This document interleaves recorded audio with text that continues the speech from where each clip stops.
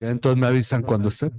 Bien. eh, Saludamos a todos los que nos ven por internet y pues vamos a orar para iniciar esta conferencia. Dios y Padre, gracias Señor por concedernos este tiempo para meditar en tu palabra. Confiamos Señor que lo que tú hoy has de hablar sea para nosotros claro y sea algo que en nuestras vidas entendamos de qué manera debemos aplicar tu palabra. Padre, fructifica la obra de tu palabra en nosotros, en nuestra mente, en nuestro corazón, para que vivamos de la manera que te agrada y seamos transformados a la imagen de tu Hijo Jesucristo. A ti sea la gloria y la honra en Cristo Jesús. Amén. Amén. Si pueden nada más cerrar la puerta para que no se oiga el ruido acá adentro. Dice el capítulo 3 del libro de Malaquías. El día del juicio es como lo llaman los editores de Nueva Biblia de las Américas. Dice, yo envío a mi mensajero y él preparará el camino delante de mí y vendrá de repente a su templo el Señor a quienes ustedes buscan, el mensajero del pacto en quien ustedes se complacen. Ya viene, dice el Señor de los ejércitos.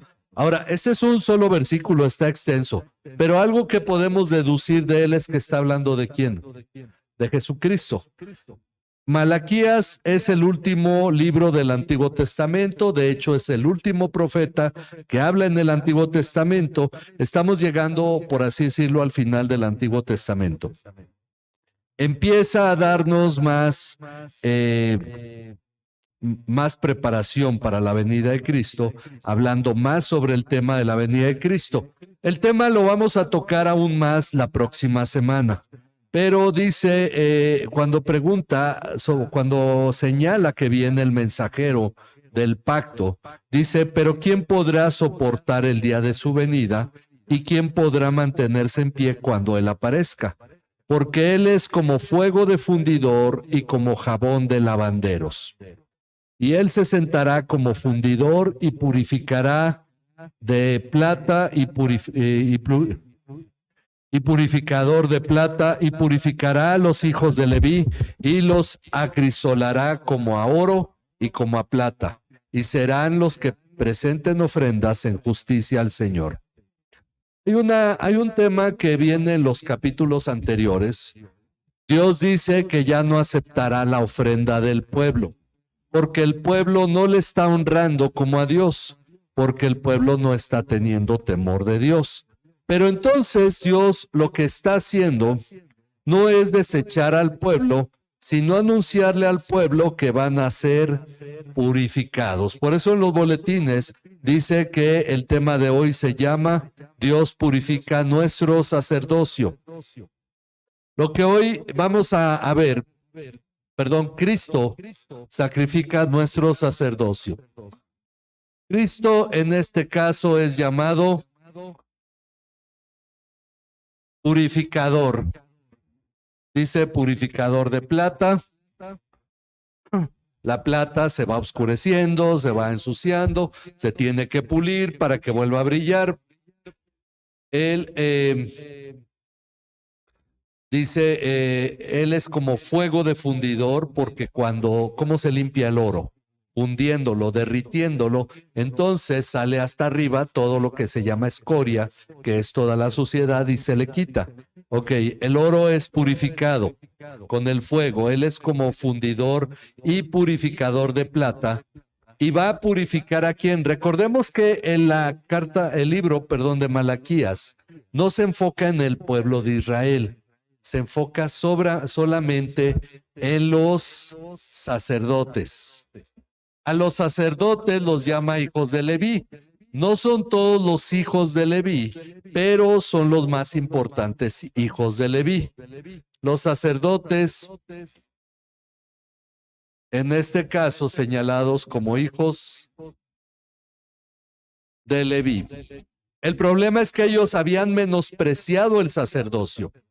Ellos habían desechado la santidad de su participación delante de Dios. Y nosotros podemos ver eso actualmente reflejado en quién. ¿Quiénes son hoy los sacerdotes? La parte que nosotros hemos estado comprendiendo es que todos los creyentes o todos los santos somos sacerdotes. Todos los santos somos sacerdotes para Dios. Cuando está hablando de los hijos de Leví, de los sacerdotes, se está refiriendo a nosotros. Sí, lo está anunciando para ellos en su tiempo, pero se aplica a nosotros. Cristo vendrá para limpiar. Y dice, entonces, versículo 4, entonces será grata al Señor la ofrenda de Judá y de Jerusalén, como en los días de antaño y como en los años pasados. Una de las cosas importantes es que Dios espera que nosotros traigamos ofrenda delante de Él, pero no toda ofrenda es bien recibida por Dios. Tenemos ahí en Génesis 4 el ejemplo cuando Caín nos muestra como si la iniciativa hubiera sido de Caín. Llevó su ofrenda y dice que Abel también llevó su ofrenda delante de Dios. Lo mejor que Caín había recogido de la tierra, lo mejor que Abel había tenido de sus ovejas. Algunos atribuyen al hecho de que, pues, ¿cómo vamos a ofrecer verduras a Dios? Pero en la ley había ofrecimiento de granos, de espigas, ofrecimiento de panes. Es decir, no es que fuera precisamente que Dios rechazó la ofrenda de Caín porque fuera de vegetales, sino de carne. No, lo que nos dice más adelante la palabra es que Caín mató a Abel porque él era del maligno y porque Dios no aceptó la ofrenda de Caín porque no era el deseo en realidad de Caín agradar a Dios. El problema es lo mismo que pasa aquí en Malaquías. Los sacerdotes tenían el papel de las ofrendas, recibir las ofrendas para el sacrificio, pero los sacerdotes habían menospreciado ese papel. Lo vemos en los hijos de, se me fue ahorita el nombre, Elí. Los hijos de Elí que tomaban en vano como cualquier cosa el sacrificio y aun cuando la carne no había sido ofrecida, ellos ya estaban tomando su parte y ellos estaban tomando partes que ni siquiera les correspondía y menospreciaban la ofrenda a Dios. Esa es una parte que luego podemos decir, bueno, pero la ofrenda no es tan importante. Hoy en día hay iglesias que no recogen ofrenda. Y dicen, bueno, ponemos una cajita y la pusimos, pero no es para la ofrenda, es para el que quiera dar para el aguinaldo del pastor, pues ahí está la cajita. Pero dicen, ponemos una cajita, usted vaya y deposita, pero en el culto no, porque la gente puede pensar los invitados que tienen que dar y se sienten mal y menosprecian la ofrenda de Dios. Parece cualquier cosa, pero esa es una afrenta finalmente hacia Dios, porque el culto es para Dios. Porque ofrendar es para Dios. Ahora dice que lo que va a pasar con Jesús es que Él va a purificar a los sacerdotes y entonces la ofrenda va a ser grata delante de Dios como lo era anteriormente. En el versículo 5 dice, me acercaré a ustedes para el juicio y seré un testigo veloz contra los hechiceros, los adúlteros, contra los que juran en falso y contra los que oprimen al jornalero en su salario, a la viuda, al huérfano, contra los que niegan el derecho del extranjero y los que no me temen. Una cosa importante es que dice Dios, me acercaré a ustedes para el juicio. Hay dos aspectos, siempre señala la venida de Cristo y posteriormente en el Antiguo Testamento señala la venida de Cristo y luego la venida del día del Señor, el día del juicio terrible. Bueno, una de las cosas importantes es que Él va a purificar para el día del juicio. El apóstol Pablo escribe en la segunda carta a los Corintios, todos hemos de comparecer ante el tribunal de Cristo. Ahí en segunda a los Corintios 5. El escritor de la carta a los Hebreos escribe en Hebreos 9, porque así como es dado a todos los hombres que mueran una sola vez y después de esto el juicio, un tema importante es que todos compareceremos delante de Cristo el día del juicio. Buenos y malos, pero todos iremos delante del juicio. Ahora, sobre esto el apóstol Juan, en Primera de Juan 4:17, este versículo es interesante por la forma en que está exponiendo. Dice: en esto se perfecciona el amor en nosotros. Es Primera de Juan 4:17. En esto se perfecciona el amor en nosotros, para que tengamos confianza en el día del juicio. Tú vas a comparecer en el juicio delante de Cristo. Pero según Juan, el amor de Dios se ha perfeccionado para que tú comparezcas con confianza. En el día del juicio, pues como Él es, así somos también nosotros en el mundo. Es decir, nosotros somos semejantes a Cristo si somos transformados a su imagen. Para que el día del juicio tú llegues y lo que Cristo va a ver ahí en ti sea su imagen. Para eso somos transformados. Miren, por eso previamente en el capítulo 3, aquí mismo en Primera de Juan, capítulo 3, dice, versículo 2, amados, ahora somos hijos de Dios. Ok, ya lo somos. Y aún no se ha manifestado todo lo que habremos de ser. Es decir, todavía nos falta. Luego dicen, no, pues no, que los cristianos son mejores y que son los buenos y que... Y uno tiene fallas como los demás porque todavía no somos todo lo que vamos a hacer. Sin embargo, dice, pero sabemos que cuando Cristo se manifieste, seremos semejantes a Él, es decir, su misma imagen, porque lo veremos como Él es.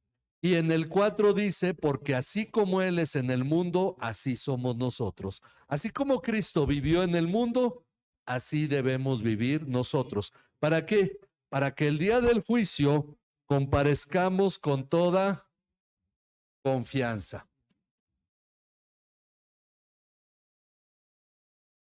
Nosotros estamos siendo tratados por Dios en este tiempo, como vimos hace un momento en la pregunta del catecismo. Estamos siendo tratados por Dios para salvación y esto para la eternidad. Dios nos está transformando. La vida cristiana no es solamente cuestión de haber recibido la salvación y ya.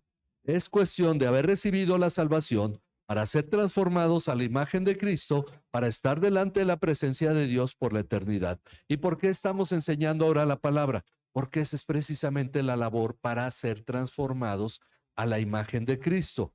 Así es que Dios está diciendo, volvemos acá a Malaquías 3, Él hará juicio. Pero Jesús finalmente vino para dar testimonio y ese testimonio es el que nos juzgará. Dice, yo no les juzgo, pero el día del juicio lo que les juzgará es la palabra que les he hablado. Ahora, Dios está diciendo que la ofrenda va a ser grata delante de Él y Él se va a acercar a nosotros y entonces Él va a ser un testigo contra... Testigo veloz, de hecho, dice, los hechiceros, adúlteros, los que juran en falso, todos los que hacen injusticia y además de eso no tienen temor de Dios. Uno dice, vivimos en un mundo, en una sociedad donde el cristiano busca hacer lo correcto, pero lo correcto no siempre parece ser lo correcto. Dice, por ahí leí una frase que había dicho el expresidente de Uruguay, haz lo bueno.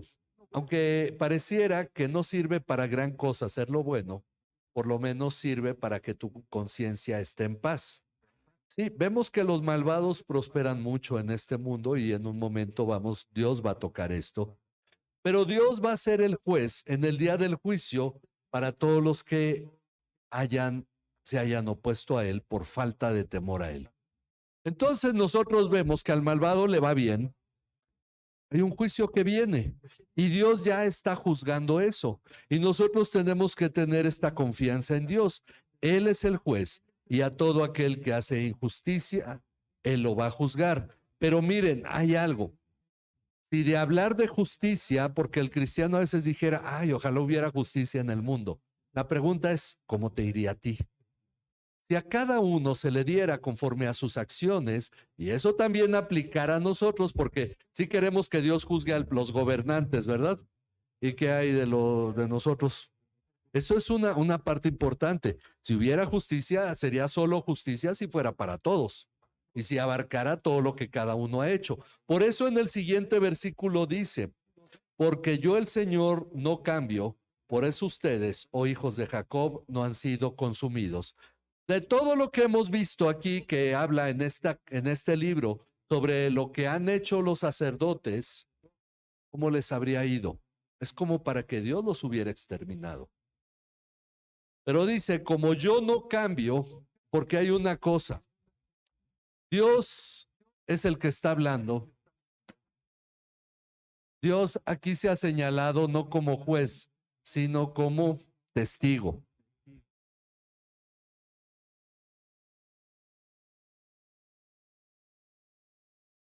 Pero después habla de que Él no cambia porque Dios es eterno.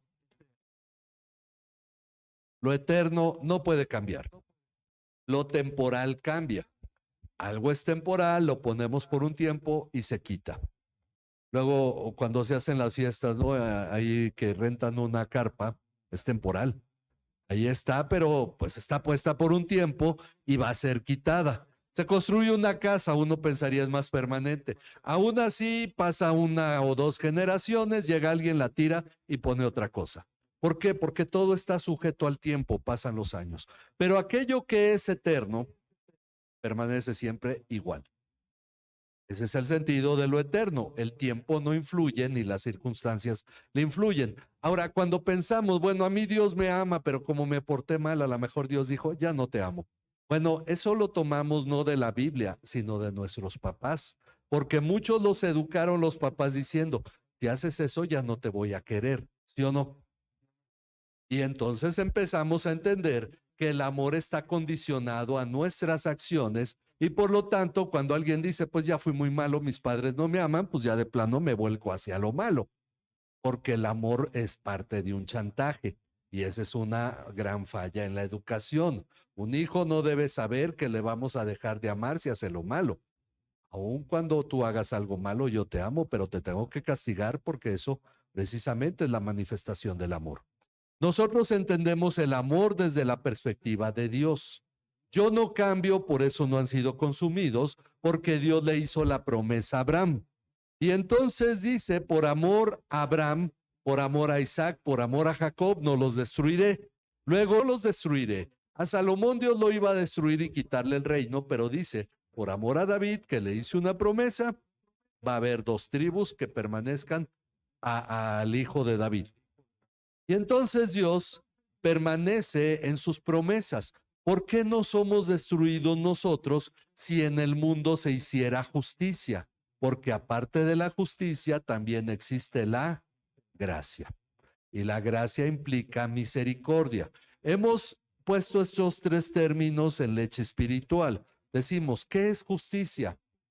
¿Y recuerdan que como lo definimos justicia? Exacto, dar a cada uno lo que les corresponda. Porque si tú te mereces un premio y no te lo dan, es injusticia. Entonces, dar a cada uno lo que le corresponda, o el que un premio, el que un castigo, un castigo. Eso es justicia. Y justicia es diferente a igualdad. Igualdad es das parejo a todos, se lo merezcan o no. El asunto es que la justicia, si se aplicara, ¿cómo nos iría? Esa sería la pregunta. Uno dice, Dios, hazme justicia. Y Dios dice, ok, la hago con tu opresor y la hago contigo también. Porque como dice Eclesiastés, nunca apliques tu oído a todo lo que oyes. Está en Eclesiastés 7, ahorita no tengo el versículo, pero lo pueden investigar. Nunca apliques tu oído a todo lo que oyes para que no oigas cuando tu siervo habla mal de ti, porque recuerda que tú también has hablado de otros. Entonces uno dice, están hablando de mí. Sí, pero también a ti te gusta hablar de otros. Entonces, si hacemos justicia, todos nos toca. Y por eso Dios dice, yo el Señor no cambio, por eso ustedes, hijos de Jacob, no han sido consumidos. La gracia es, bueno, primero, la misericordia es el hecho de no darnos el castigo que merecemos. Dios dice, ok, te debería castigar, pero voy a hacer algo, no te voy a dar ese castigo que te mereces. Tu Hijo viene y toma nuestro lugar y a eso se le llama gracia. El que se nos dé lo que no merecemos, el perdón. El perdón no es un premio, el perdón es gracia y siempre será gracia. Nosotros tenemos que aprender a perdonar como Dios, porque Dios nos dio no solo el perdón. Tu Hijo pagó en la cruz, por lo tanto la deuda fue saldada. Y el asunto, más allá que solo que Dios dijera, ya no me acordaré de tus pecados, es porque hay un motivo, porque fueron pagados. Fueron pagados por su Hijo Jesucristo. Y eso se llama gracia. Uno podría decir, con que aquí nos deje está bien, ya es demasiado. Pero además de darnos el perdón de los pecados o de pagar por ellos, nos ha hecho sus hijos. Eso es enormemente gracia. Pero aún hay más. Ya fuimos perdonados, fuimos hechos sus hijos y aún así no vivimos agradecidos. Y a pesar de eso, no somos destruidos. Porque cuántas veces, como los sacerdotes en Malaquías, hemos despreciado a Dios, lo hemos hecho menos y por no decirlo o por decirlo de una manera clara, hemos tomado a Dios como instrumento para nuestro propio beneficio, pero no para honrarlo. Esa es la situación. Con eso, aún habiendo sido perdonados, habiendo sido hechos hijos, como para que fuéramos castigados. Y Dios dice, ustedes no han sido consumidos porque yo no cambio. Entonces vemos que la gracia de Dios es mucho más grande de lo que nos imaginamos. ¿A cuántos no se les ha predicado la gracia de Dios en el perdón? Dicen, ya tengo salvación y siguen viviendo menospreciando a Dios sin temor a Dios. ¿Cómo para que fueran castigados por ese simple hecho? Si Dios va a castigar al no creyente por no tener temor de Dios, ¿cuánto más no lo haría por aquel que ya le conoce?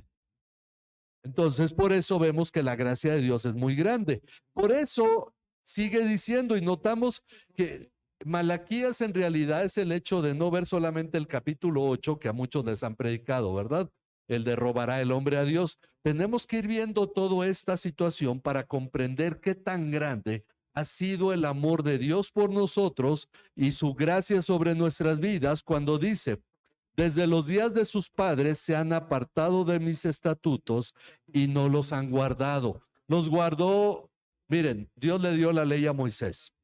Y esa generación guardó en cierto modo, pero no confiaba en Dios. La que murió en el desierto por no confiar en Dios. Después vino la generación con Josué, los que entraron en la tierra de Canaán. Esa generación guardó los mandamientos, confió en Dios, vivió de acuerdo a los mandamientos, pero nos dice el libro de Jueces que después de muerto Josué y después de muerta la siguiente generación, se levantó una generación que no conocía ni temía al Dios de sus padres. Y entonces desde ese tiempo, dice, desde los días de sus padres, se han apartado de mis estatutos y no los han guardado. La palabra clave aquí es, vuelvan a mí.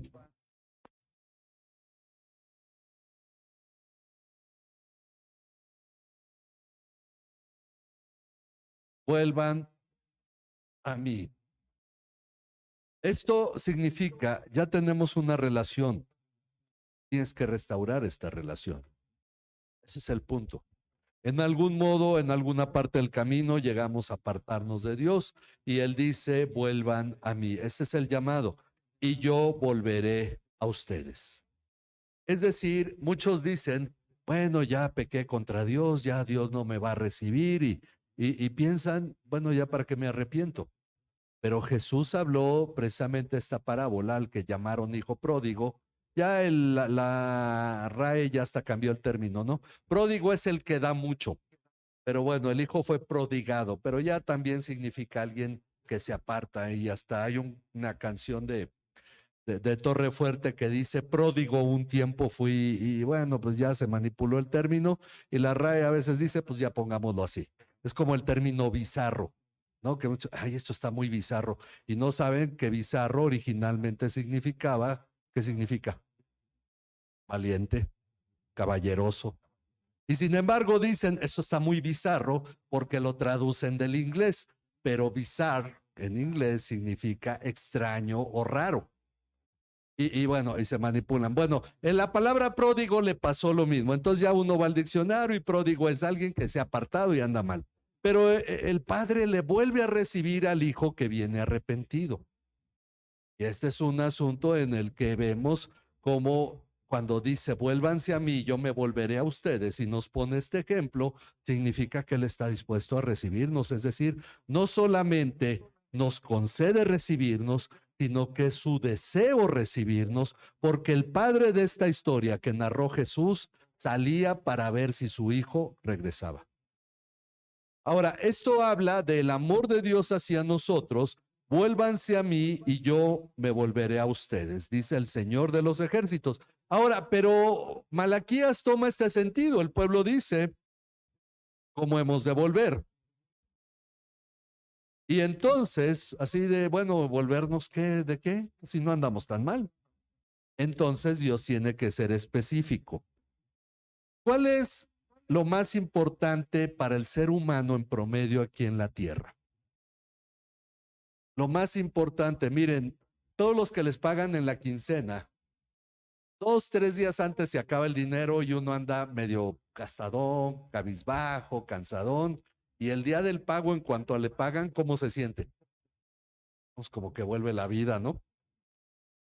Y hasta hay diferencia. Lo mismo el que tiene un negocio, no entran los clientes, no ha habido ingreso, y de pronto empiezan a entrar y empieza a haber ingreso, y entonces como que uno respira y dice, ok. Y en un aspecto, dijéramos, pudiéramos materializar algo que es importante para nosotros. Uno de los aspectos más importantes para el ser humano es el dinero. El único que Jesús pone a la par de Dios en la Biblia. Uno sirve a Dios o a el dinero, las riquezas. Nada más, ni siquiera pone al diablo en ese punto. O sirves a Dios o sirves a las riquezas. El diablo ni siquiera es tomado en cuenta ahí. Entonces dice, no puedes amar a dos señores, amas a Dios o amas al dinero. Y la verdad es que muchos aman mucho al dinero y usan a Dios para eso. Está tan de moda todo el usar a Dios para hacer negocio. Y muchos viven de negocios cristianos, de negocios hasta espirituales. Bueno, hay una cuestión ahí oculta que uno tiene que ser cuidadoso respecto al motivo por el que hace las cosas. Y entonces Jesús dice, o ama a uno o ama al otro, pero no puede amar a los dos. ¿Cómo se manifiesta nuestro amor a Dios en lo que es más importante? Porque uno dice, bueno, ya vine a la iglesia, Dios ya debe estar agradecido. Bueno, ya me tomé un ratito para orar, Dios está agradecido. Dicen, ok, pero entonces trae tu ofrenda. Ah, no, porque no tengo. Porque eso en realidad sí demuestra. Porque la economía es lo que más demuestra. Porque la verdad es que uno dice, bueno, ya parte mi diezmo, pero me falta aquí y acá. No, pues agarro el diezmo. Pero espérame, ¿eso está apartado para Dios? Y en verdad uno dice, ¿en quién confías para tu sustento? Hace un rato lo leímos, dice Jesús, ¿por qué te afanas por el mañana? ¿Qué comerás, qué vestirás? Sabes del cielo comen y no trabajan. Dios viste a la hierba y nosotros valemos más que las aves y más que la hierba. Entonces, ¿en quién debe estar nuestra confianza y esperanza? Dios. Y por esa razón uno está equivocado cuando uno dice es que no diezmo porque no he tenido. No, al menos que alguien te esté manteniendo, es cierto, puede ser que no tengas porque has estado comiendo. Pero si tú eres quien dirige el hogar, no puedes decir no he tenido si en tu hogar ha habido alimento y ha habido vestido, porque en algún modo hay un ingreso. Entonces, ¿cuál debe ser tu prioridad? Al menos yo les puedo decir, mi prioridad es Dios. Porque yo sé que si diezmo, el día que yo no tengo, yo puedo hablar con Dios sobre el tema. Pero si yo no tengo y no he diezmado, ¿qué le voy a decir a Dios? ¿Cuántos nos dicen, hermanos, que no he tenido trabajo, oren por un trabajo, pero su corazón no está con Dios? Y el día que tienen trabajo, ¿qué pasa? Ya no van a la iglesia. Y les empieza a ir bien a unos y empiezan a ganar y no diezman. ¿Por qué? Como me decía un pastor, no, digo, yo no haría lo que hizo este pastor, pero dice, llegó un muchacho a la iglesia, le conseguimos trabajo, empezó a ganar 2,000 pesos, pues va mi diezmo de 200. Después su negocio creció, su trabajo creció, él avanzó, empezó a ganar 20,000, dijo 2,000 de diezmo. Dijo, no, pero como que ya es mucho, ¿no? Y empezó a crecer al grado que cuando ganaba 120,000 mensuales, decía, pastor, 12,000 para la iglesia es demasiado. ¿Será que puedo dar solamente 2,000? Y el pastor le dijo, sí, vente, vamos a orar. A que solo diezmes 2,000. Señor, yo te pido que a este hombre le quites la ganancia de 120,000 y que solo gane 20,000. Se fue a la iglesia. O si solo quería diezmar 2,000, bueno, pues gana solo 20,000. Pero la realidad es que, ¿dónde está puesto el corazón? No es cuestión de cantidades ni es cuestión de dar a la iglesia. Es cuestión de aprender a honrar a Dios con el diezmo. Por eso él dice, ¿robará el hombre a Dios? Pues ustedes me están robando. Pero dicen, ¿en qué te hemos robado? En los diezmos y en las ofrendas. Y miren, aquí hay un problema del corazón muy grande que se ha desatado en los últimos años. Yo crecí en un hogar donde mi padre fue primero en la iglesia reformada presbiteriana asociada reformada, las siglas son IPAR, está en Tamaulipas, Veracruz y San Luis. Mi padre fue el presidente de finanzas y él propuso en su corazón ir a predicar a cada una de las iglesias durante más de un año. Un domingo íbamos a la iglesia, al siguiente domingo íbamos con él a una de las iglesias en la mañana y en la tarde a otra. Y salíamos desde temprano, ya fuera en la Huasteca veracruzana, en la Potosina o en la Tamaulipeca, pero fuimos a todas las iglesias y siempre era el mismo mensaje, Malaquías 3 del 8 al 10. Y me supe yo el mensaje porque lo oí más de 50 veces. Eran como 50 iglesias y las visitamos en un domingo sí, un domingo no. Porque era una en la mañana y de ahí en la tarde nos íbamos a la otra. Recuerden que muchas iglesias anteriormente, y muchas aún lo siguen haciendo, tienen culto en la mañana y tienen culto en la tarde. Cubríamos 2 iglesias y yo escuchaba Malaquías 3 del 8 al 10. Cada 2 domingos lo escuchaba 2 veces, porque era de que nos llevábamos y éramos niños, pero estábamos sentados escuchando el mensaje. Bueno, ya estamos entrando a la adolescencia. Pero el punto es que yo he encontrado, y nunca les he predicado ese mensaje yo a ustedes, pero hay una cuestión. El asunto es que con el tiempo y con el surgimiento del movimiento neopentecostés y la teología de la prosperidad, se empezó a abusar del diezmo y de la ofrenda a tal grado que empezaron a sonar negativos y se empezó a decir, el diezmo es de la ley, no tenemos por qué diezmar. Ahora, no se decía eso porque uno fuera un teólogo honesto y quisiera cuidar la pureza de la teología y decir, ¿por qué vas a diezmar? Si en el Nuevo Testamento no se menciona, error grave, pero no se menciona. Y algunos toman el pasaje donde Jesús le dice a los fariseos que diezman la menta, el comino, diezman de todo eso, dice, pero no han olvidado el amor al prójimo. Y aquello no deberían de dejarlo hacer para hacer esto. Es decir, que Jesús en ese sentido a los fariseos les dice que deben seguir diezmando, pero aún así seguimos en el tiempo de la ley. El problema es el corazón. Es como si Dios dijera, mira, no te preocupes, en la iglesia ya no des ni un 5. Vamos a estar bien tú y yo y te voy a hacer rico. Eso quisieran escuchar mucho, ¿sí o no? Guárdate tu dinero y disfrútalo para ti. ¿Cuántos dirían, esa iglesia yo sí quiero ir? Porque en la teología de la prosperidad la gente cree que Dios va a aumentar su codicia y su avaricia. Te voy a dar más dinero, vas a tener casa nueva, a que mi corazón se ensache y yo diga, soy lo máximo y hasta me aparte más de Dios. Es un grave pecado. Pero aquellos que se van al otro extremo y dicen, no hay que diezmar, también dicen, qué bueno que surge esa teología porque yo quiero mi dinero para mí, yo no quiero andar diezmando. Y entonces esperan que eso sea lo real. Y la gente, yo he encontrado varios que me dicen, es que en la otra iglesia nos decían que no debíamos diezmar. Y entonces empezamos con un aspecto.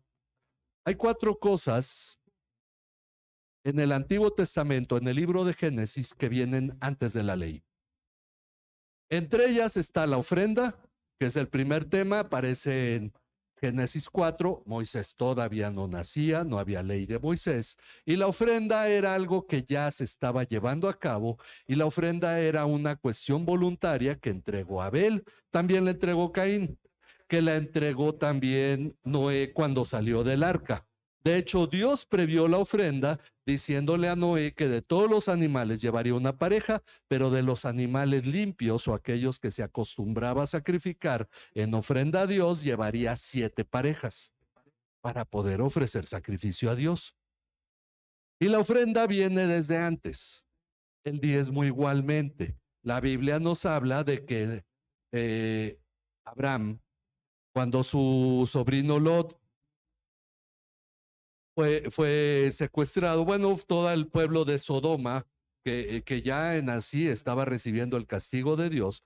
4 reyes que venían de Sinar, los caldeos, vinieron y derrotaron a los reyes por todos lados, vinieron un gran ejército, derrotó a muchos y se llevaron a todo el pueblo de Sodoma, incluido Lot.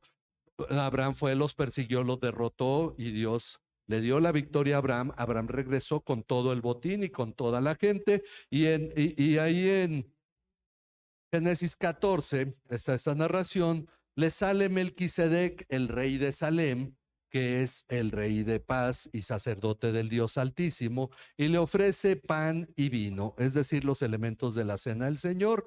Y entonces bendice a Abraham y le dice: bendito sea Abraham y bendito el Dios que te dio la victoria sobre tus enemigos. Y en respuesta, Abraham le da el diezmo de todo. Después tenemos un caso que ha sido manipulado y, por no decir, manoseado, porque Jacob, es cierto, no se merece buena fama, pero cuando hace algo bueno, pues ahora sí, haz fama y échate a dormir, hace algo bueno y todos se lo toman a mal. Cuando él va huyendo de su hermano Esaú rumbo a la casa de su tío Labán, él en Betel se duerme y tiene un sueño. Esto está en Génesis 28, donde ve una escalera del cielo donde bajan los ángeles y Dios le dice: no temas, yo te voy a llevar y te voy a traer con bien y te voy a prosperar. Entonces, en la mañana que Jacob despierta y dice: esta es la casa de Dios, qué terrible es esto porque yo no me había dado cuenta. Y entonces él hace un voto: si tú haces eso que tú me has prometido, tú serás mi Dios y el diezmo de todo te lo daré. ¿Estaba buscando Jacob sacar ventaja de Dios? No, ya tenía la promesa. Lo que él hizo fue un voto que después Dios le va a recordar, cuando nace José, le dice: ve a Betel donde tú me hiciste un voto. Y entonces entendemos que en algún modo Jacob sacrificó el 10% de lo que tenía en ofrenda o en diezmo a Dios. Estos 2 casos ocurren antes de la ley. Y en ninguno de los 2 casos la persona usa el diezmo para que Dios le dé algo. En los 2 casos, primero viene la bendición de Dios y después viene la respuesta. Por lo tanto, en Hebreos 7, si gustan acompañarme ahí, a Hebreos capítulo 7, que está en el Nuevo Testamento y sí habla del diezmo, nos enseña algo, el verdadero sentido. Aunque el tema es más profundo, no me voy a ampliar en ello hoy, pero habla cuando dice: porque este Melquisedec, rey de Salem, sacerdote del Dios Altísimo, que se encontró con Abraham cuando éste regresaba de la matanza de los reyes y lo bendijo, y Abraham le entregó el diezmo de todos los despojos. Luego explica sobre Melquisedec. Voy a brincarme esa parte para ir al punto, y entendemos que Melquisedec es Jesucristo, aún en contra de lo que varios teólogos reformados sostienen, porque dice que de este Melquisedec se da testimonio de que vive, y a menos que haya habido por ahí un viejito de más de 4,000 años o 2,000, más de 2,000 años en tiempos del escritor de la carta a los Hebreos, que fuera Melquisedec y no se volvió a mencionar en otro lado más que en los Salmos, entendemos que es Jesucristo. Ok, dice el versículo 8. El versículo 4: consideren pues la grandeza de este Melquisedec, a quien Abraham el patriarca dio el diezmo de lo mejor del botín. Y en verdad los hijos de Leví, que reciben el oficio de sacerdote, tienen mandamiento en la ley de recoger el diezmo del pueblo, es decir, de sus hermanos, aunque estos son descendientes de Abraham. Es decir, los descendientes de Abraham le dan a descendientes de Abraham el diezmo. Pero aquel cuya genealogía no viene de ellos, no es descendiente de Abraham. Estoy en el versículo 6 de Hebreos 7. Dice: aquel cuya genealogía no viene de ellos, recibió el diezmo de Abraham y bendijo al que tenía las promesas. Y sin discusión alguna, el menor es bendecido por el mayor. Aquí ciertamente hombres mortales reciben el diezmo, pero allí lo recibe uno de quien se da testimonio de que vive. Y si fuese un ser humano y no Jesucristo, desde los tiempos de Abraham seguiría vivo hasta los tiempos que se escribió la carta a los hebreos, pero entendemos que es Jesucristo. Y por decirlo así, por medio de Abraham, también Leví, que recibía diezmos, pagaba diezmos, porque aún estaba en los lomos de su padre cuando Melquisedec le salió al encuentro. Por lo tanto, ¿qué es el diezmo? Es honra a Dios. El que diezma lo hace porque reconoce que ha sido bendecido por Dios y honra a Dios con lo que tiene.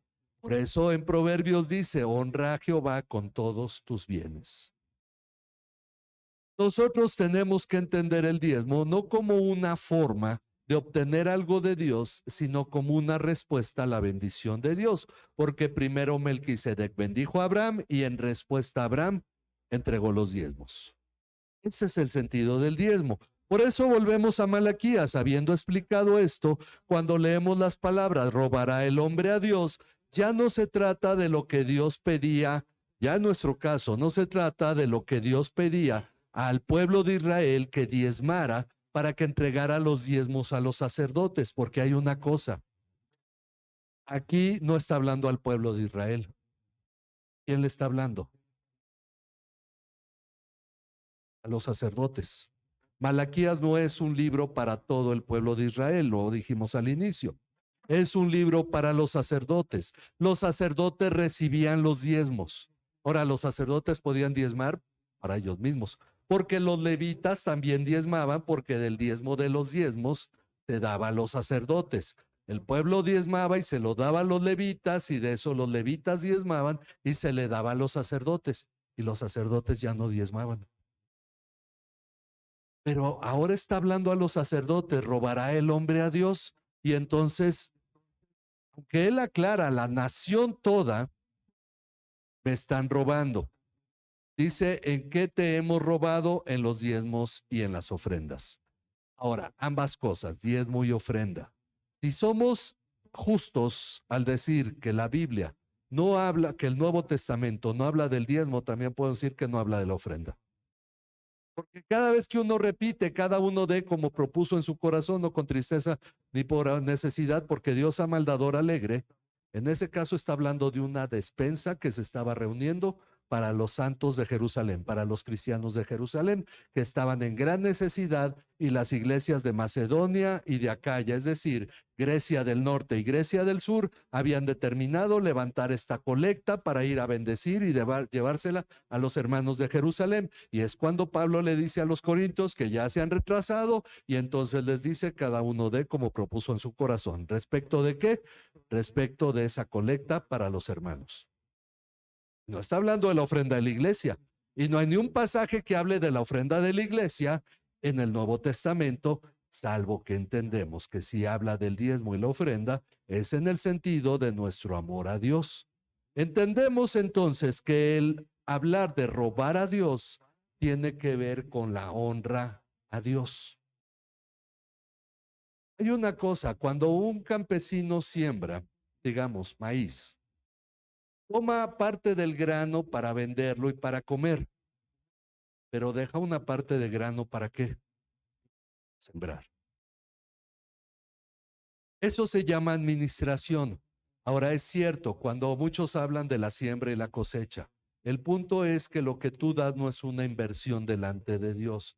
Lo que tú manifiestas es gratitud delante de Dios.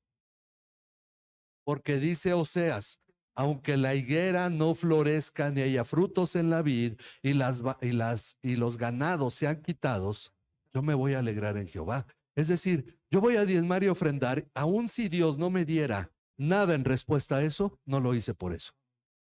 Porque eso, como me dijo una vez compartiéndole a un contador ahí en Probos, que ya un hombre grande, me dice: mira, yo no creo en Dios porque Dios es sobornable, porque la gente le paga a Dios. Y es cierto, Muchos le pagan a Dios y están sobornando a Dios. Y entonces yo le tuve que explicar, lo que se da no se da porque se quiera adquirir algo de Dios, sino porque ya se recibió algo de Dios. Y eso es amor y es gratitud. ¿Qué diferencia esto con el hecho de pensar ese canto que se enseñaba a los niños, ¿no? La ofrenda del Señor, si das un centavo, el Señor te da dos. Ah, pues inviértele. Y entonces lo que estamos haciendo es negocio porque lo hago para mí, no para Dios. Que yo estoy sacando ventaja de diezmar y ofrendar, pues entonces voy a ofrendar y diezmar porque lo hago para mí, no para Dios. Dios es un instrumento de bendición y bendito sea Dios, pero yo lo que busco es mi ganancia. Esa es la mentalidad detrás de la teología de la prosperidad, lo que yo puedo ganar, pero lo que Dios aquí está reclamando no es el dinero, sino la honra. Por esa razón, ellos no estaban confiando en Dios y habían menospreciado su sacerdocio de tal manera que iban a ser purificados, y por eso dice, con maldición están malditos, porque ustedes, la nación entera, me está robando. Y entonces les señala cómo hacerlo. Lo que Dios está buscando en este punto es la restauración.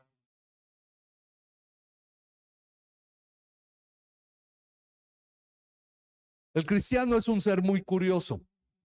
Puede decir, Dios, yo te amo, eres lo más grande para mí. Y de pronto te dicen, ¿sabes que solo son salvos los que Dios elige? Ah, no, ¿cómo va a elegir Dios? No, cada uno elige. Bueno, ¿y por qué a Dios le niegas el derecho de elegir? Y es Dios grande y poderoso. Luego dice la gente, no, Dios, yo como te amo, etcétera. Ok, trae tu diezmo. No, porque el pastor se lo roba. Y porque y entonces, ¿dónde está ese supuesto amor? Es como si un padre le dijera, hijo, ¿cómo te amo? Yo te quiero mucho. Le dice, papá, pero no tengo uniforme ni tengo materiales para la escuela. Ah, sí, hijo, pues vételos a conseguir, pero yo te amo mucho. Y una incongruencia en eso, ¿sí o no? Bueno, esa es la actitud curiosa del cristiano. Decimos que creemos en Dios, pero tenemos un conflicto y Dios a un lado, a ver, compadre, écheme la mano. Que en eso es donde se manifiesta si en verdad creemos en Dios. Por eso les dice en esta restauración, traigan todo el diezmo al alfolí para que haya alimento en mi casa y pónganme ahora a prueba en esto, dice el Señor de los ejércitos.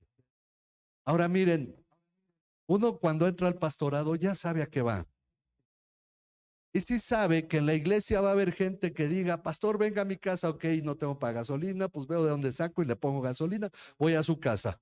Digo, bueno, pero el hermano el diezma ofrenda para que yo tenga gasolina. Dice, no, yo no voy a diezmar en la iglesia. Y entonces uno dice, ¿de dónde se sustenta el pastor? No, pues que se busque de dónde, sus recursos. Cuando dice, haya alimento en mi casa, para que en realidad esto bendiga y podamos hacer las cosas. La Biblia dice, ninguno que se enreda en el ejército, digo, ninguno que se alista en el ejército, se enreda en los negocios de la vida a fin de agradar a aquel que le tomó por soldado. Ok, o me abro mi negocito como persona o tomo el ministerio pastoral. Pero yo me tengo que dedicar a una sola cosa. Y muchos pastores lo tienen que hacer al inicio y yo lo hice al inicio. Pero es donde uno sabe que el problema no es con el pastor, el problema es con Dios. Y esto ya lo probamos en el sentido de que cuando una iglesia bendice al pastor y le da donde vivir, eso bendice a la iglesia también. Porque, digo, finalmente, si yo como pastor no avanzo, no estudio, no medito, ¿cómo son bendecidos ustedes?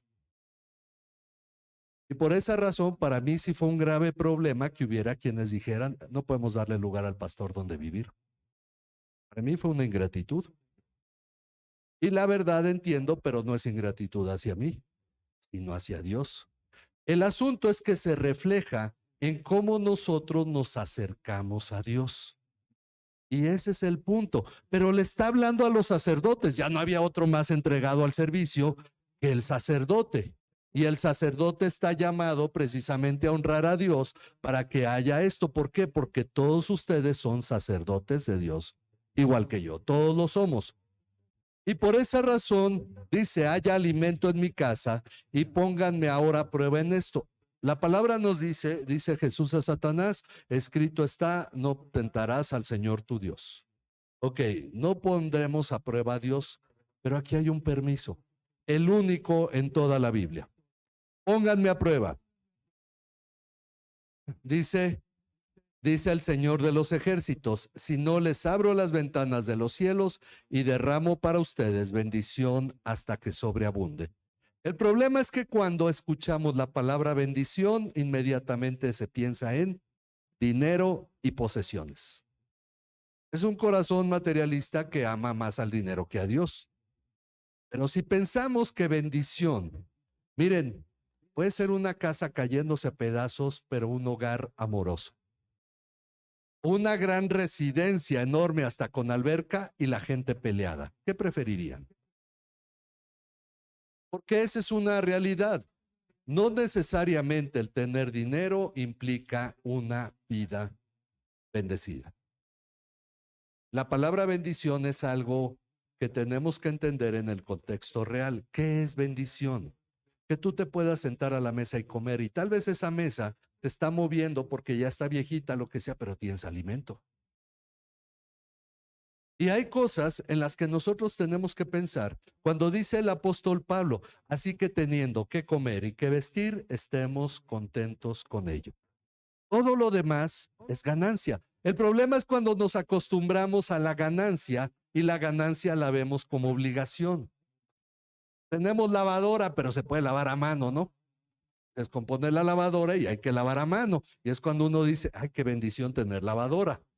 Es como cuando decimos, bueno, ¿cuántos tienen que llevar su cubeta, ir al río para traer agua? Uno al agua. ¿Y qué pasa el día que dicen va a haber corte de agua? Entonces, si vemos qué valioso es el agua, ¿verdad? Y hemos estado en una sociedad muy cómoda donde esas ventajas ya las vemos como obligación. Pero qué bendición que tengamos todo esto y es muy raro que digamos gracias Dios. Porque puedo ir al súper a comprar comida y no tengo que salir a cazar un animal ni a cosechar las verduras. Y esa es una parte, si hace frío y hay helada y tienes un techo donde cobijarte, gracias a Dios. Pero lo vemos como si la obligación fuera tener una super casa. Si no la tengo, entonces no agradezco a Dios. Pero qué bendición son esas pequeñas cosas que en realidad, porque miren, uno lo ve ahorita, están abriendo Juárez, ¿no? Digo, pues a lo mejor muy anticipado el asunto y ahí vienen, pero lento. Pero qué bendición que hay carro para moverse, ¿sí o no? Entonces uno tiene que considerar que esas cosas son extras. Ni Abraham tuvo un automóvil, ni tuvo una tableta, ni tuvo refrigerador, ni lavadora. Sin embargo, él cumplió el propósito de Dios para su vida. Qué bendición que tú puedes cumplir el propósito de Dios para tu vida y aparte tener todas estas cosas. Entonces, por eso, habla Dios de bendecirnos con gran bendición y no necesariamente es hacernos ricos. Y por eso dice, por ustedes reprenderé al devorador para que no les destruya los frutos del suelo. No me detengo mucho aquí, pero habla precisamente si tú haces algo que fructifique. Dice, su vid en el campo no será estéril, dice el Señor de los ejércitos, y todas las naciones los llamarán a ustedes bienaventurados, porque serán una tierra de delicias o una tierra deseable. Algunos dicen, la gente te va a decir y va a decir, ay, yo quisiera ser como tú, dice el Señor de los ejércitos. Sin embargo, cuando no vemos la bendición de esa manera, llegamos al versículo 13. Porque miren, en verdad que como sociedad estamos muy bendecidos. Yo no sé si Pemex va a mejorar, va a empeorar, pero qué bendición, y lo hemos dicho varias veces, que tú puedes ir, comprar una Biblia, cargar tu Biblia o poner en tu celular todas las versiones de la Biblia que quieras y puedes venir y congregarte y puedes salir y hablarle a otros de Cristo y el gobierno no se mete contigo para nada. Bendición. Queríamos decir gracias Dios por este gobierno, pero que decimos, oh, bola de rateros. Y, sí, pero lo hemos dicho, desde que México existe, los políticos roban y con ganas. Y es más, desde que existen los gobiernos, incluyendo el gobierno romano, del Imperio Romano, desde los asirios, desde los eteos, que son los más antiguos, te digo, estos acabamos de mencionar, los de Sinar, que se dedicaban a andar robando, Y ese era el gobierno, no era una banda de ladrones. Eran los reyes que acostumbraban, como lo hizo David. ¿A qué se dedicaba Joab con David cuando estaba en Hebrón? Andar robando por todos lados. A eso salían. Por eso cuando Abner fue a ver a David ahí a Hebrón, Joab no estaba porque andaba saqueando a los amalecitas. Y hola, rateros también, pero finalmente eso existe desde que existe la humanidad. Y entonces vemos lo que dice aquí Dios. Las palabras de ustedes han sido duras contra mí, dice el Señor, pero dicen que hemos hablado contra ti. Ustedes han dicho, en vano es servir a Dios. Hay quienes dicen, no, y no vamos a la iglesia. No, pues ¿a qué vamos a la iglesia? Ah, ¿eso vas a la iglesia? ¿A qué se va a la iglesia? La iglesia se va para glorificar y honrar a Dios. Y entonces dicen, en vano es servir a Dios. ¿Para qué apoyo yo? Mejor voy al kinder, mejor voy a la primaria, ya ayudo, mejor ayudo a los niños de la calle, mejor. Dicen, en vano es servir a Dios. ¿Qué provecho hay en que guardemos sus ordenanzas y en que andemos de duelo delante del Señor de los ejércitos? El asunto es que Asaf, que está en el Salmo 73, que leímos al inicio del culto, decía lo mismo. ¿De qué sirve que yo sea azotado todo el día y mantenga pura mi alma si yo veo a los malvados prosperar? Y entonces el pueblo decía lo mismo que Asaf. Por eso ahora llamamos bienaventurados a los soberbios. No solo prosperan los que hacen el mal, sino que también ponen a prueba a Dios y escapan sin ser castigados. Y Asaf dice, aquellos levantan su voz contra el cielo. Dicen, ¿acaso Dios escucha? Y entonces así también se comporta, o el pueblo de Israel se comportaba diciendo eso. Bueno, ¿de qué sirve ir a ver a Dios? Hay conceptos que nosotros tenemos que ir comprendiendo de la palabra. Lo que es tener comunión con el pueblo de Dios, con la iglesia, lo que es edificar a la iglesia, lo que es invertir nuestra vida en una relación con Dios y hacer girar todas las cosas de nuestra vida en relación a Dios. Porque finalmente un día que esta vida acabe, lo único que va a quedar es, estaremos delante de Dios en el juicio.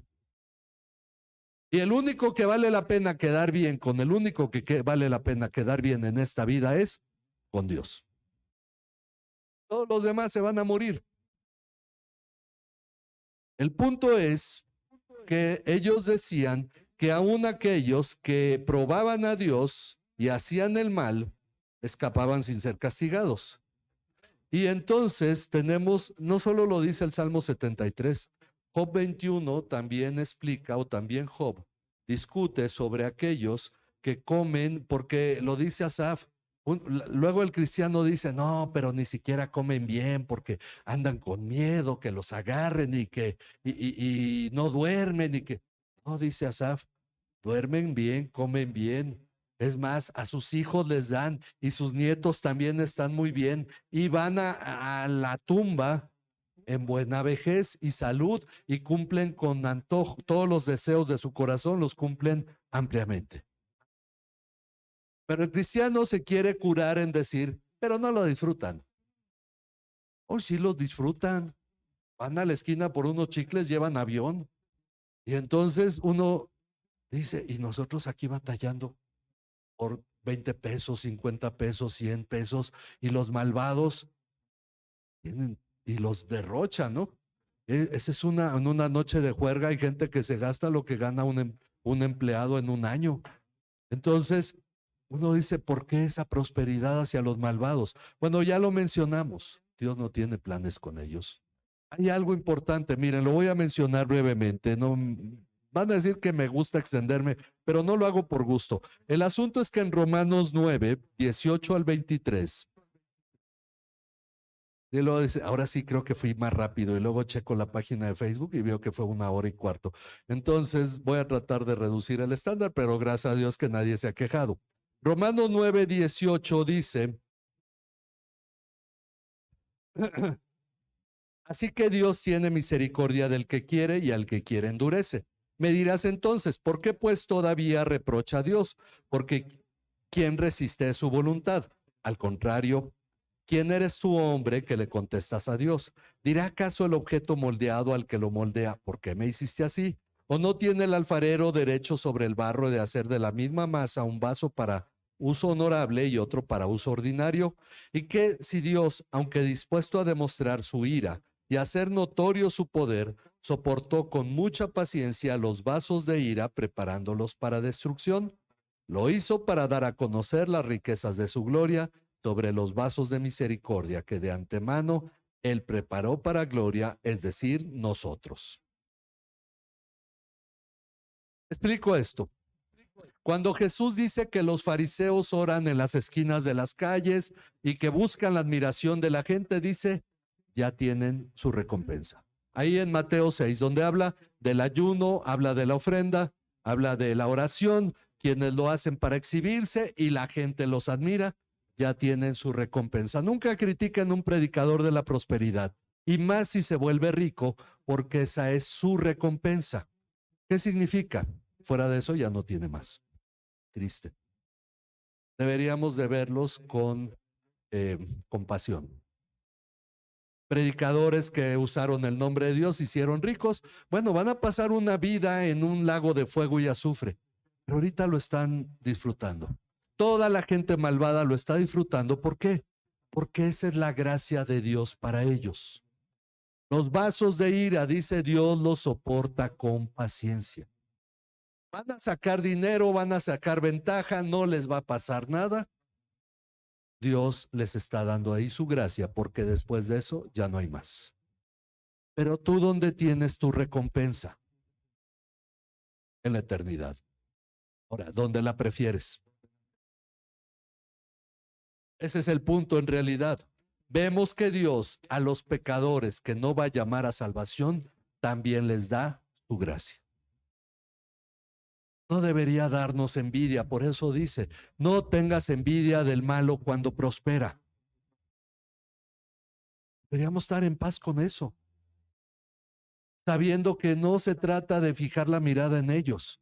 Por eso el pueblo de Israel, cuando decía sus palabras son duras para conmigo, ellos no tenían claridad de esto, pero Dios estaba dándole su gracia a los malvados, porque después de eso no hay nada.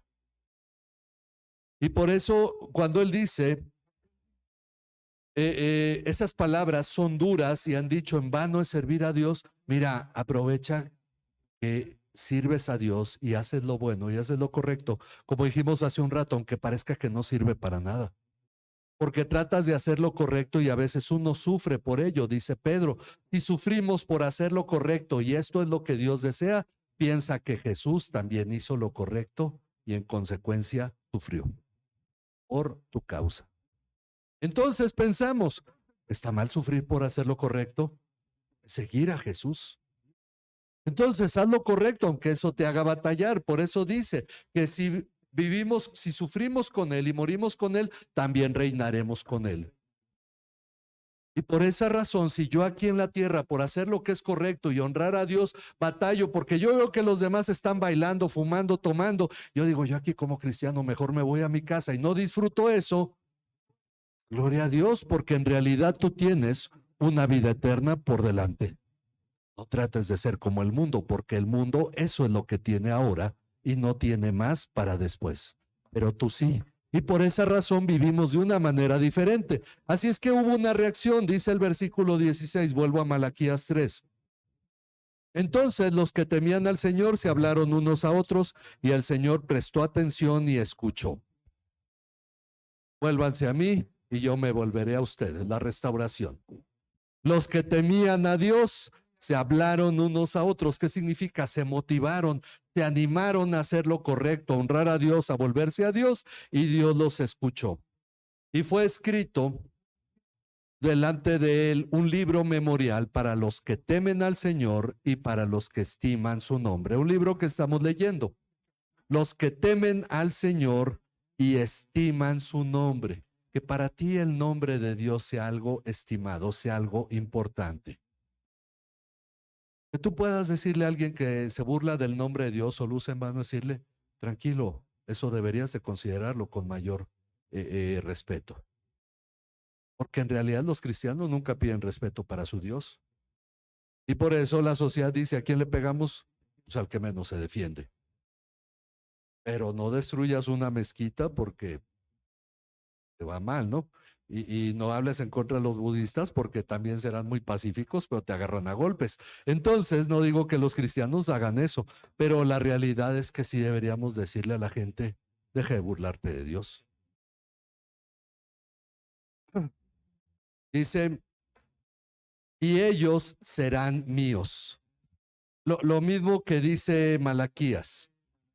Ellos, perdón, Jeremías. Jeremías cuando en el nuevo pacto, Jeremías 31, 33 al 34. Es el nuevo pacto.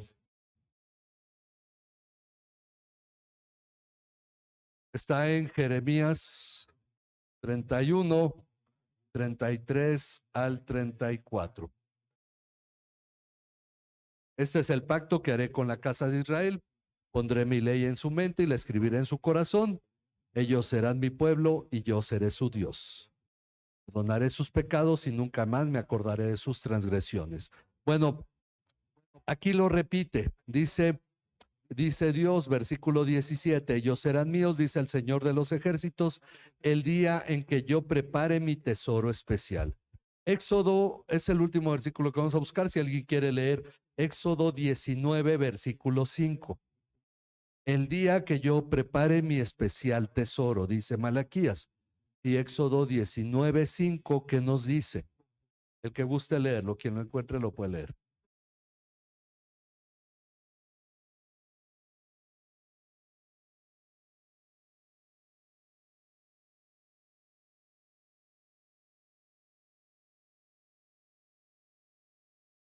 Si ustedes oyen mi voz y guardan mi pacto, serán mi especial tesoro. Y entonces Dios dice aquí, ustedes serán míos el día que yo prepare mi tesoro especial o mi especial tesoro, y los perdonaré como un hombre perdona al hijo que le sirve. Ok, aquí está recordando el asunto del pacto, volvernos a Dios para que seamos su especial tesoro, porque Él será nuestro Dios, nosotros seremos su pueblo, Él perdonará nuestros pecados y nunca más se acordará de ellos, como lo repite aquí Malaquías. Y entonces termina con algo. Entonces volverán a distinguir entre el justo y el impío, entre el que sirve a Dios y el que no le sirve. Habrá una distinción. Miren, el problema es cuando uno honra a aquellos que se burlan de Dios y deshonra a los que aman a Dios. Ay, los hermanitos. Y, no, pero mi primo que fuma, que toma, no, es lo máximo. Y entonces uno le da honra al que deshonra a Dios y uno deshonra al que sí honra a Dios. Bueno, se me había pasado ya el último versículo, si es el Salmo 15:4. Vamos allá, si quiere, lo leo yo. El Salmo 15:4, cuando dice, ¿quién subirá al monte del Señor? ¿Quién estará en su presencia, en su tabernáculo? Dice el versículo 4, en cuyos ojos el perverso es despreciado, pero honra a los que temen al Señor. No pone la confianza en los que no temen a Dios, pero se acerca y tiene ese apoyo y esa relación con los que sí temen a Dios. Entonces dice, aprenderán a distinguir entre el que honra y sirve a Dios y el que no lo hace. Y no significa que no convivamos con ellos, pero no pondríamos nuestra esperanza en ellos. No nos apoyaríamos en ellos, sino en Dios, en aquellos que honran a Dios, en el pueblo de Dios. Y tenemos que aprender a distinguir de eso. Cuando uno viene a Cristo, pues la mayor parte de la gente con la que convive, la familia, los amigos, no son cristianos, pero uno empieza a relacionarse con la iglesia. Y la palabra dice que nos prefiramos unos a otros, porque aquellos que temen a Dios debo preferirlos por encima de los que no temen a Dios para mi edificación. Así es que consideremos esto que Dios está diciendo a través del profeta Malaquías. La próxima semana tenemos un culto especial. Bueno, todos los cultos son especiales. Siempre he batallado en llamar especial a un culto, todos deben serlo, pero es diferente. Tenemos esta convivencia de Navidad, agradecidos a Dios por el nacimiento de Cristo, pero vamos a a terminar Malaquías, que es muy interesante, habla precisamente de la promesa de eso. Entonces, la próxima semana terminamos, si ustedes ven el capítulo 4, solo tiene 5 versículos, 5, ¿verdad? Porque al SR no son 6, 5. Entonces, vamos a concluir el libro de Malaquías precisamente hablando de lo que inició, aquel que viene para purificarnos. Y ya hablamos de todo esto ahorita, cómo hemos de ser purificados volviéndonos a Dios. Vamos a orar para terminar. Padre, agradecemos, Señor, tu promesa, Señor, de purificar nuestro sacerdocio, de limpiarnos, Padre, que Cristo lo hará, porque a eso vino, Señor, y nos ha concedido el que nosotros, no siendo pueblo tuyo, hayamos sido llamados para ser sacerdotes tuyos, Señor. Gracias por cada uno de mis hermanos. Confío que en sus corazones habita tu palabra y habita el temor a ti, Señor, que ellos no menosprecian tu nombre, Señor. Te doy gracias por cada uno de los que hoy está aquí, que temen tu nombre y te aman, Señor, por los que no pudieron estar, Señor, que confiamos que también te aman y temen tu nombre, Señor, y te pedimos que tú seas quien se manifieste en sus vidas, Padre, y permitas que ellos puedan tener este camino creciendo en ti, Señor. Por eso, Padre, te pedimos porque tú, Padre, seas quien nos ayude a entender de qué manera cada día hemos de volvernos a ti, poniendo en ti nuestra esperanza, honrándote como nuestro Dios, poniendo en ti nuestra confianza y nuestro gozo, porque tú eres nuestro Dios, en ti confiamos, Señor, y buscamos crecer cada día más en esta comunión contigo. A ti sea toda la honra y toda la gloria en Cristo Jesús, nuestro Señor y Salvador. Amén. Amén. Que Dios les bendiga, hermanos. Vamos a ponernos de pie para concluir. Nos despedimos de todos los que nos ven por internet.